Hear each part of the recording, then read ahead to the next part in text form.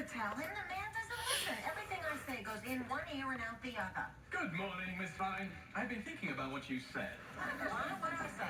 About spending more time with the children. Yes, see, I've already started. Children, we are going to the carnival. All of us? The whole family. We're going to go on the rides. We're going to eat cotton candy. It'll be like being a child again. And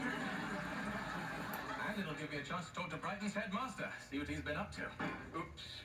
These things can get so sticky. I kind of soured on that whole carnival thing. It's so cold and windy. It's in the gymnasium. It's hot and stuffy. I've just rearranged my entire schedule, and now you're telling me you don't want to go?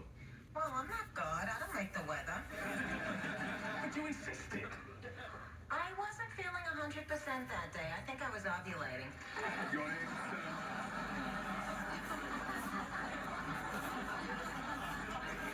Well, you may stay at home, but we are going. Do something. Okay, I'll do what I